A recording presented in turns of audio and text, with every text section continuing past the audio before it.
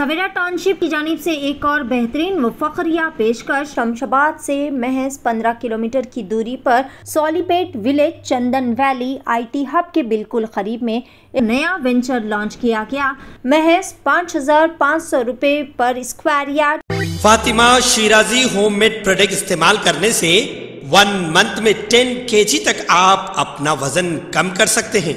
सबसे कम दाम में वेट लॉस का तरीका हमारे यहाँ मौजूद है, वो भी no side effect, no diet, no exercise के साथ। आज ही कांटेक्ट करें फातिमा शिराजी होममेड प्रोडक्ट से और अपने आप को खूबसूरत बनाएं। Fatima Shirazi homemade product, golden heads colony, pillar number 213, Rajendra Nagar, Hyderabad.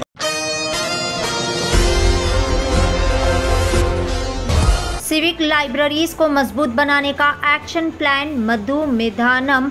Doctor Riyaz Sadar. Telangana state library council के शहरी लाइब्रेरीज को मजबूत बनाने पर एक्शन प्लान तैयार किया जा रहा है। डॉक्टर रियाज की सदारत में बरोज़े इतवार को तेलंगाना स्टेट लाइब्रेरीज वाक़े अफजलगंज में एक शानदार पैमाने पर जायज़ा इजलास मुनक़िद किया गया। Telangana public lab Telangana public library discussion repairs development forum का एक हिस्सा है। लाइब्रेरीज तहरीक में हिस्सा लेने वालों में से कुछ को मेंबर बनाने का फैसला किया गया है। अकुनोरी मुरली जो कि एक रिटायर्ड IAS ऑफिसर है, शहरी लाइब्रेरीज़ को मजबूत बनाने के लिए सरगर्मियां शुरू कर दी जाने का इन्होंने मुतालबा किया। वो लाइब्रेरीज़ को तरक्की देना चाहते हैं। वज़ीर आला रेवंत रेड्डी की तवज्जो दिलाते हुए मसाइल के हल के लिए इक़दाम करने की भी यकीन दहानी करवाई गई।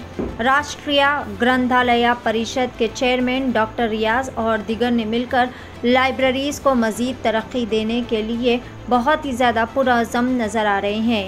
आइए जानते हैं इस खुसूस में मुकम्मल तफसीलात। पेश है नुमाइंदा रिपोर्टर अकबर अली खान की एशियन TV न्यूज़ के लिए ये खुसूसी रिपोर्ट। మనకేదో తెలంగాణలో పాపులర్ సాంగ్ ఉంటుంది, చదవాలిగా ఎన్ని కష్టాలే వచ్చినా చదువులేని భవిష్యత్తు దశ. అంటే మన సామాజిక స్థితిగతులను మార్చుకోవడం కోసం, మన ఆర్థిక స్థిరత్వాన్ని పొందడం కోసము చదువు మనకు ఆయుధంగా ఉపయోగపడుతుంది.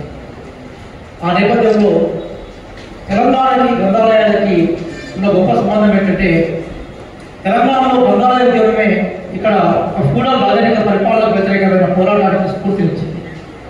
కాబట్టి ఆలోచనలు స్టార్ట్ అయిన ఉద్యమం తర్వాత తెలంగాణలో గ్రంథాలయ ఉద్యమంగా ఒక అద్భుతమైన ఉద్యమాన్ని క్రియేట్ చేసుకున్నారంటే ఇక్కడ ఒక చైతన్యానికి అంకురార్పణ జరిగింది. ఆ చైతన్యమే మన ముందు నడిపిస్తుంది. ఇంకా ప్రధానంగా ఈ మీటింగ్ పెట్టిన ఉద్దేశం ఏంటంటే, నేను చైర్మన్గా జూలై 15వ తారీఖున జూలై 14వ తారీఖున ఇక్కడ పదవి బాధ్యతలు స్వీకరించక ముందు ఈ గ్రంథాలయంలో నాకు అనువాదం ఏంటంటే, ఒక 30 years బ్యాక్ నేను ఇక్కడ స్టూడెంట్, 27 years బ్యాక్ నేను ఇక్కడ గ్రంథాలయానికి సంబంధించిన ఒక సర్టిఫికేట్ కోర్సులో చేరాను. ఇదే గ్రంథాలయ సంస్థకి చైర్మన్గా కావడం అనేది నా జీవితంలో. ఇప్పుడు ప్రాక్టికల్గా మాట్లాడుతున్నాను. అదేంటంటే, నేను ఇక్కడికి వచ్చిన వెంటనే ఎందుకంటే చాలా పెద్దవాళ్ళు వాళ్ళ అభిప్రాయాలు వినడం కోసమే ఈ మీటింగ్ ఏర్పాటు చేసి నేను మాట్లాడడం కోసం కాదు, కానీ కొన్ని గ్రాస్ రూట్ అబ్జర్వేషన్స్ ముందు పెట్టినప్పుడు వాళ్ళకి అనుగుణమైన అభిప్రాయాలు వచ్చే అవకాశం ఉంటుంది. ఉద్దేశంతో నేను కొన్ని విలువైన విషయాలని ముందు పెట్టే ప్రయత్నం చేస్తాను. మొట్టమొదటిసారిగా నేను చైర్మన్ అయిన తర్వాత ఈ గ్రంథాలయాల్లో మనకి హైరార్కీ ఉంటుంది. అందులో టాప్ లెవెల్ ఆఫీసర్స్ తోటి మీటింగ్ పెట్టారు. అంటే వాళ్ళని మనం చీఫ్ లైబ్రరీన్స్ అంటాం, లేదా గ్రేడ్ 1 లైబ్రరీస్గా పిలుస్తాము.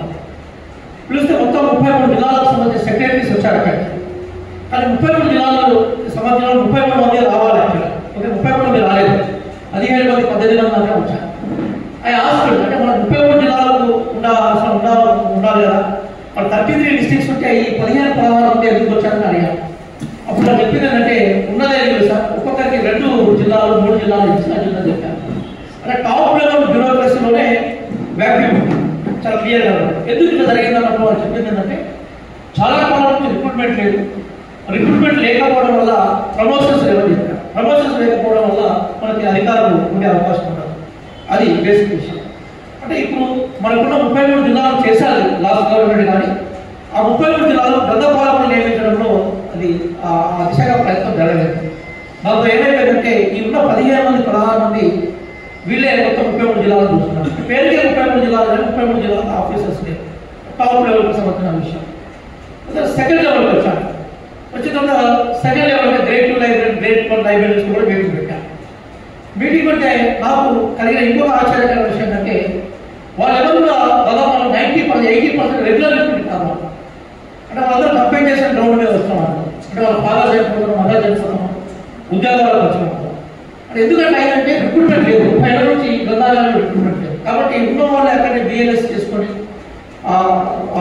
క్వాలిఫికేషన్ అనుగుణంగా ప్రమోట్ అయిన అంటే రిక్రూట్మెంట్ లేకపోవడం కనిపిస్తుంది. ఇక మూడో మీటింగ్ ఎవరితో పెట్టారంటే స్వీపర్స్తో పెట్టారు. చాలా ఆశ్చర్యం ఏంటంటే చాలా ఏరియాలో స్వీపర్సే గ్రంథాలయాలు అనిపిస్తాం. ఇంత దౌర్భాగ్యంగా అనిపిస్తాయి. అంటే ఎవరైతే 6,000కు 7,000కు బేసికల్గా పనిచేస్తున్నారు స్వీపర్సే they are running the libraries. ఈ 3 మీటింగ్స్ తర్వాత నేను బిఎల్ఎస్ విద్యార్థులతో మీటింగ్ పెట్టాను. పెడితే దాదాపు 3 నుంచి 400 మంది పిల్లలు వచ్చారు. మొత్తం వాళ్ళంతా నిండిపోయింది, బయట పడ్డారు. అంటే వాళ్ళందరూ కూడా బిఎల్ఎస్ చదివారు, బ్యాచులర్ ఆఫ్ లైబ్రరీ సైన్స్ చదివారు.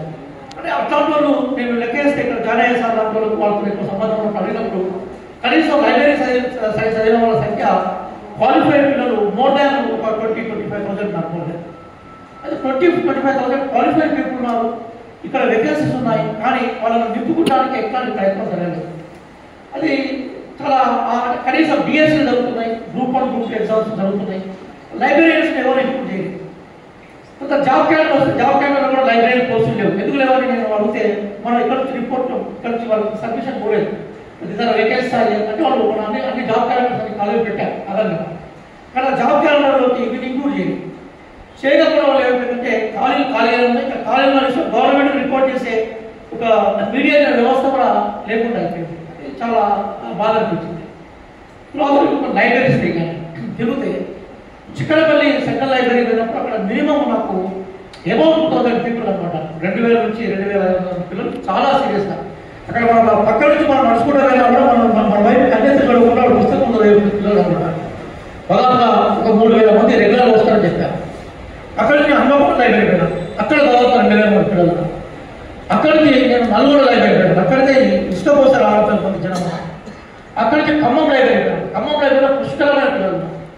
అక్కడి నుంచి కొత్తగూడెం లైబ్రరీ, కొత్తగూడెంలో అయితే విపరీతమైన పిల్లలు వచ్చిన పెద్ద హాల్లో కూడా చదువుతున్నారు. అక్కడ లైబ్రరీ బిల్డింగ్ కన్స్ట్రక్షన్ అయిందా మరి ఇనాగరేషన్. అంటే ఇక్కడ చాలా క్లియర్గా నేను అబ్జర్వ్ చేసిన విషయం ఏంటంటే కోఆర్డినేషన్ చేసి ఒక వ్యవస్థీకృతమైన ఒక ఆర్గనైజ్డ్ అడ్మినిస్ట్రేషన్ లోపం కూడా కనిపించింది. ఈ విషయాలు అడిగిన తర్వాత కొంతకంతా మనం పనిచేస్తే దీన్ని మనము రెక్టిఫై చేసి కొంత సొల్యూషన్స్ తీసుకునే అవకాశం ప్రాక్టికల్గా కనిపించింది. ఇందులో 3 అంశాలు నేను అబ్జర్వ్ చేశాను. నేను ఇక్కడ ఉన్నప్పుడు వాళ్ళకి ఎక్కువ గ్రంథాలయ పాలకులు వస్తున్నారు. వాళ్ళు చెప్పే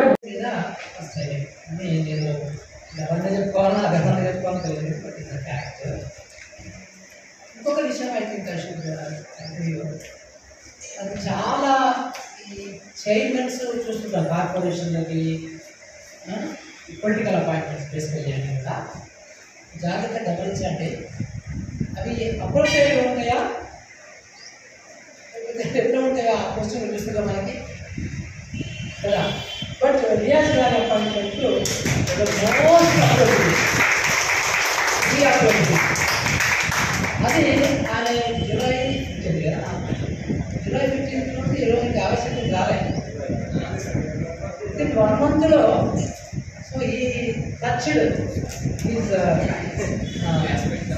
ఇన్స్టిట్యూషన్స్ లాస్ట్ రూట్లో first time I heard that he also conducted meeting with sweepers. ఇది మన కనబడదు ఇక్కడ కూడా. అంటే they are also very important stakeholders libraries కదా. సో దాంట్లో అయితే అదే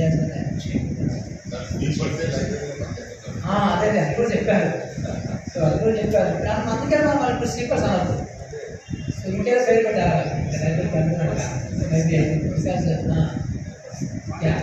సో ఇది లైబ్రరీస్ అనేది టచ్ చేస్తాం. నాకు ఈరోజు 3 మీటింగ్లు ఉంటాయి. 3 మీటింగ్లో ప్లేటర్ విషయంలో చాలా కష్టపడ్డా. సో మార్నింగ్ ఫోన్ చేస్తే కూడా ఇంకా అప్పుడే నేను డిసైడ్ చేసుకోవాలి. సో ఈవినింగ్ ఏమైనా అనుకుంటున్నాను. ఫైనల్గా this is very important meeting. మిగతా దే కెన్ వెయిట్ కానీ అనిపించింది నాకు. सवेरा टाउनशिप की जानिब से एक और बेहतरीन व फखरिया पेशकश। शमशाबाद से महज 15 किलोमीटर की दूरी पर Solipet village Chandan valley IT hub के बिल्कुल करीब में एक नया वेंचर लॉन्च किया गया। महज 5,500 रुपए पर स्क्वायर यार्ड। शमशाबाद सुल्तानपल्ली पर महज 9,000 रुपए पर square yard. Market, shopping mall, petrol pump, engineering colleges, school, तमाम नामवर रिसोर्ट्स और वैली से घिरा हुआ venture ready for construction. Spot registration, clear title venture. मजीद तफसीलात के लिए रब्ता करें 9154 992391। जश्न आज़ादी हिंद के ज़िमन में मीना हॉस्पिटल की खुसूसी पेशकश। आइए अमराज से आज़ादी व छुटकारा पाएं। 15 जुलाई ta 15 अगस्त मुफ्त हेल्थ कैंप। गरीब व जरूरतमंद मरीजों के लिए खुशखबरी। तमाम अकसाम के मुआयनाजात पर 20% डिस्काउंट। रजिस्ट्रेशन जारी है। माहिरीन तिब व सेहत से मुफ्त मुशावरत। सेहतमंद मुआशरे की तश्कील का जामिन। आलमी शोहरत याफ्ता डॉक्टर्स की खिदमत। बेहतरीन इलाज व मुआलजे की सहूलतें। असरी तकाज़ों और मिशनरी से लेस शानदार दवाखाना। आवाम की खिदमत थी मीना हॉस्पिटल का नस्बुलैन। Meena super speciality hospital, Shivarampally, Rajendra Nagar, pillar number 254, Hyderabad. नाज़रीन, क्या आप भी बालों के झड़ने, वक्त से पहले सफेद होने, चेहरे पर दाग धब्बे, कील मुहासे या फिर झुर्रियों से परेशान हाल है, या फिर दांतों के मसाइल से दो चार है, तो आपके सभी मसाइल का हल Revas face and teeth aesthetics के पास मौजूद है। यहाँ पर बेहतरीन व तजुर्बेकार डॉक्टर लावण्या की जेर निगरानी में बेहतरीन एडवांस टेक्नोलॉजी व मशीनरीज का इस्तेमाल करते हुए बेहतरीन व 100% मुकम्मल कामयाब इलाज फराहम किया जाता है। मजीद तफसीलात के लिए सीधे चले आए। हमारा पता है Masab tank, first lancer, Fatima Rafi residency,